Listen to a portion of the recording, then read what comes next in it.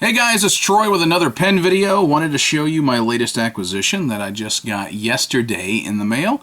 And here it is in the morning. I am sitting, relaxing, getting ready for the day, and I figured I would share with you this. I got a Sailor pen. It is a Sailor 1911. It is a Profit edition, P-R-O-F-I-T, not P-R-O-P-H-E-T.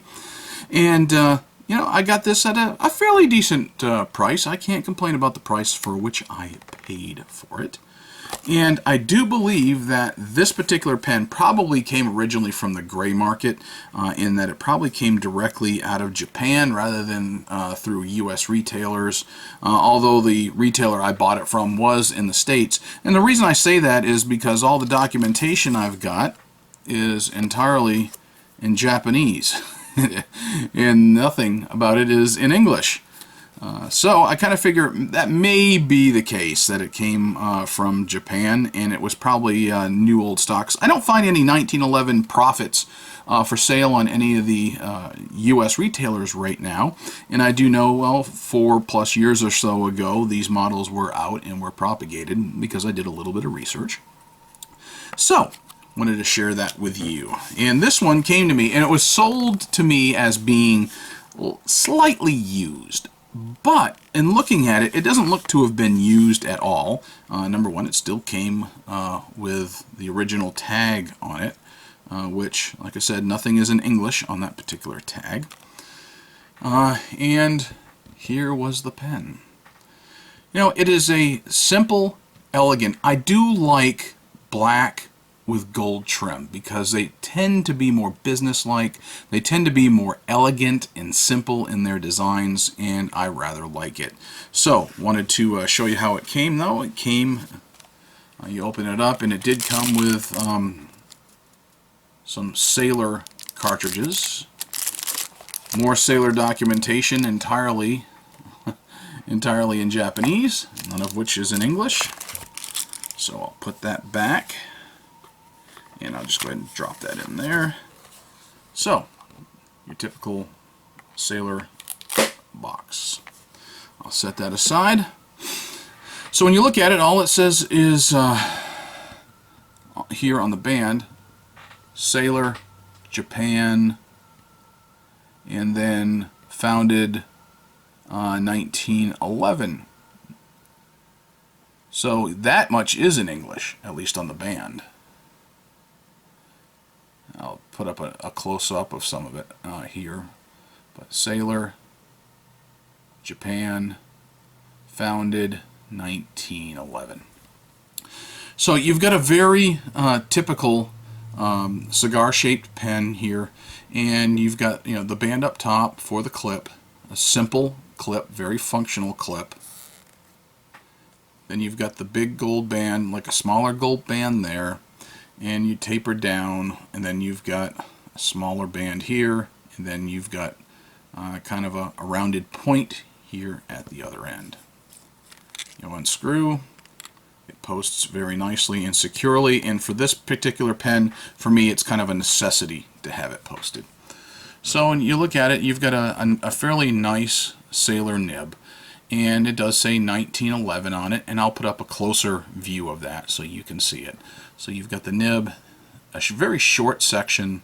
You've got a step down past the screw threads to this gold band, but that's not too obtrusive because you can still get a good grip on the section that way.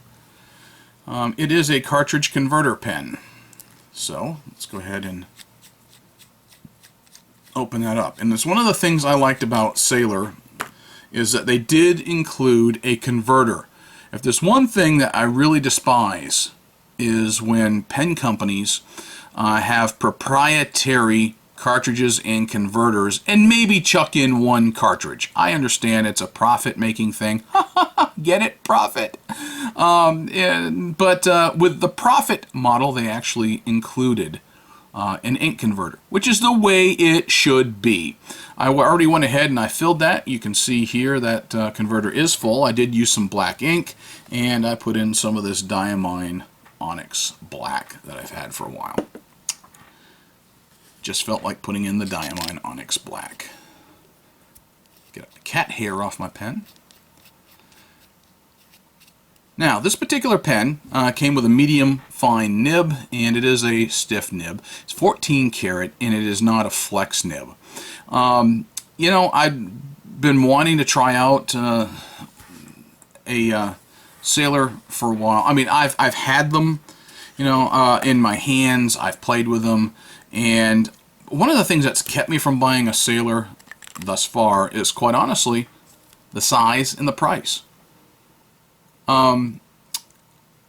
It didn't impress me as far as when I actually held them, some of the new Sailor pens that came out, because they're a little smaller than I like. I like a bigger pen, little girthier pen, little weightier. Now this particular pen is not, it's not horrific. It's a 1911 standard size, which to me is still a little small. I would prefer the large, but for the price that I paid for this, I went ahead and agreed to get that. The other thing about it, it's got the medium fine nib to it, which quite honestly, I'm not a fan of fine nibs. I'm more a fan of medium nibs, but I went ahead and got this anyway because, like I said, at the price point, I figured let's give it a shot and let's see how well it does. Now, you've got two major countries or two camps of nibs. You've got Western nibs, and then you've got the Asian nibs. Obviously, Sailor, being a Japanese brand, is going to have more of the Asian nibs. And so you've got the Axis powers thing going. So you've got Germany and you've got Japan being allies in the nib making business. And quite honestly, towards the top of quality standards within pen making. And generally, I like Japanese pens, but I'm not a huge fan of Japanese nibs. That's just my personal take on it. I like Western-style nibs better than I like Asian or Japanese nibs. And this pen is really no exception. I mean, it does okay for what it is. To me, it's not fantastic in how it writes, but it is not incredibly objectionable either. So let me go ahead and show you how it writes. So I've got the Sailor 1911 Prophet. Now, it writes reliably. It writes smooth, fairly smooth. It doesn't really need any nib work to it. So this is a medium fine nib,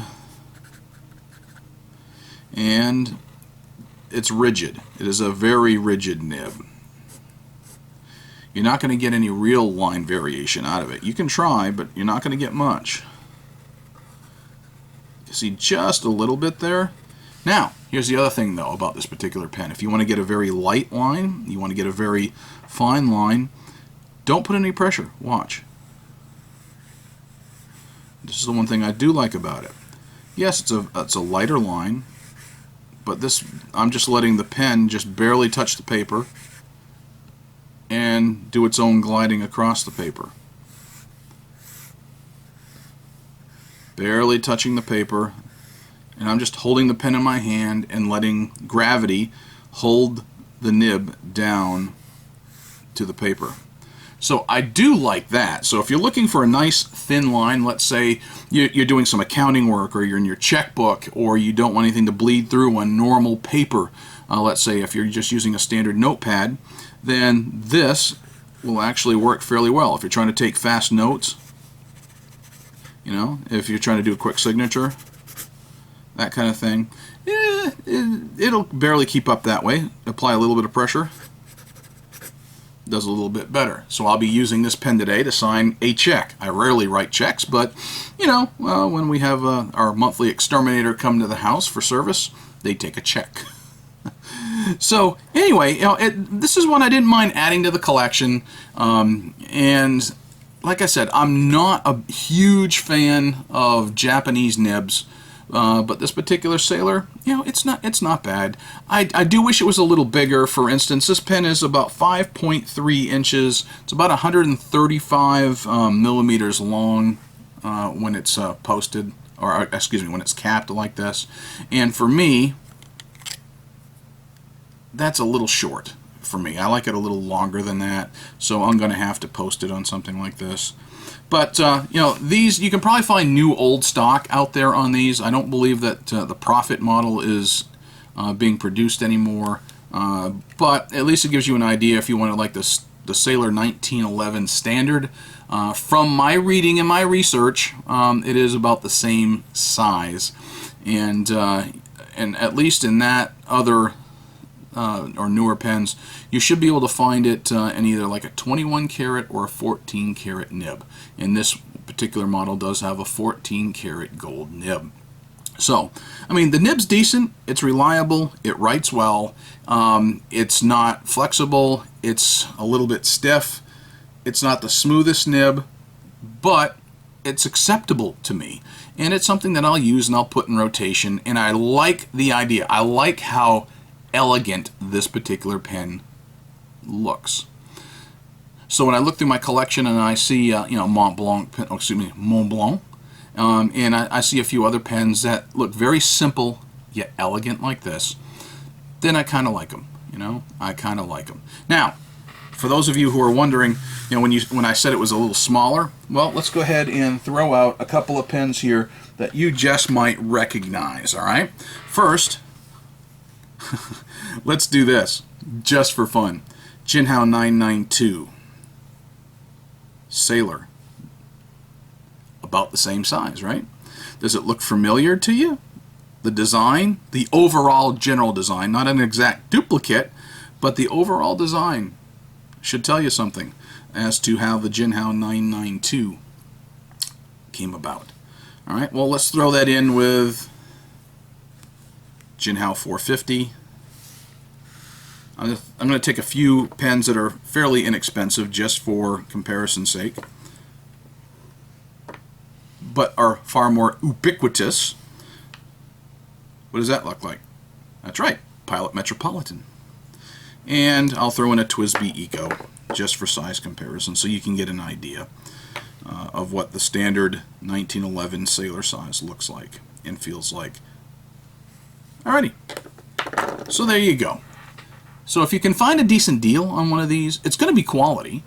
I just have my personal preferences about nibs, and this is not my personal preference of nib, but it is acceptable, and it's certainly worthy of me keeping around, maybe traveling with and using. I'm going to be on a business trip here in a little while, and this just might be one that I take with me because of the ink capacity is sufficient, I think, to get me through most of my trip, and it looks elegant.